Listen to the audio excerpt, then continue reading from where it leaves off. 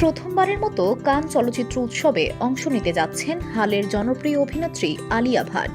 বিখ্যাত প্রসাধনী brand L'Oréal প্যারিসের গ্লোবাল অ্যাম্বাসেডর হিসেবে এবার রেড কার্পেটে হাঁটবেন আলিয়া। তার সঙ্গে থাকবেন সাবেক বিশ্বসুন্দরী ও ব্র্যান্ডটির দীর্ঘদিনের অ্যাম্বাসেডর অভিনেত্রী ঐশ্বরিয়া রায়। খবর এনডিটিভির। কানের অভিষেক নিয়ে ভীষণ উচ্ছ্বসিত কাপুর পরিবারের এই পুত্রবধূ। সম্প্রতি এক সাক্ষাৎকারে এই অভিনেত্রী বলেন, প্রথম যে কোনো কিছুর মধ্যেই এক বিশেষ অনুভূতি থাকে, আর এই বছর কান চলচ্চিত্র উৎসবে আমার অভিষেক নিয়ে আমি রোমাঞ্চিত।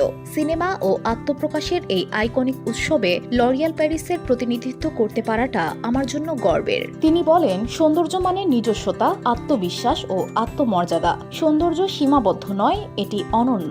আমি গর্বিত এমন একটি ব্র্যান্ডের অংশ হতে পেরে, যারা প্রতিটি নারীর যাত্রাকে উদযাপন করে এবং তাদের নিজ আলোয় উদ্ভাসিত হওয়ার অনুপ্রেরণা দেয়। বসুন্ধরা, উত্তরা, বনশ্রী, কুড়িল ও বাড্ডা সহ রাজধানীর বিভিন্ন স্থানে অভিজাত ও অত্যাধুনিক মানের ফ্ল্যাট কেনার এক নির্ভরযোগ্য প্রতিষ্ঠান প্লেজেন্ট প্রপার্টিজ লিমিটেড। তাই আপনার স্বপ্নের আবাসনের জন্য আজই যোগাযোগ করুন।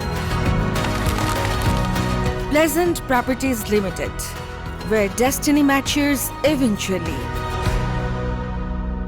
এই মুহূর্তে আলিয়ার হাতে রয়েছে বেশ কিছু বড় আয়োজনের সিনেমা। তার মধ্যে রয়েছে আলফা, যা চলতি বছরের 25 ডিসেম্বর মুক্তির কথা রয়েছে। এটি পরিচালনা করছেন শিব রাওয়াল। অন্যদিকে সঞ্জয় লীলা বানসালির পরিচালনায় আসছে লাভ অ্যান্ড ওয়ার। এই সিনেমায় তার বিপরীতে দেখা যাবে রণবীর কাপুর ও ভিকি কৌশলকে। এছাড়াও অয়ন মুখার্জির বক্ষাস্ত্র পার্ট 2-তেও থাকছেন আলিয়া। প্রসঙ্গত, আগামী 13 থেকে 14 মে পর্যন্ত চলবে কান চলচ্চিত্র উৎসব। ভারতীয় প্রতিনিধিত্বের পাশাপাশি লরিয়াল প্যারিসের সঙ্গে রেড কার্পেটে যোগ দেবেন এর বৈশ্বিক রাষ্ট্রদূতরা, যাদের মধ্যে রয়েছেন Eva Longoria, Viola Davis, Jane Fonda, Aja Naomi King, Andie MacDowell, Simone Ashley, বেবেভিও এবং ইওসেল্ট।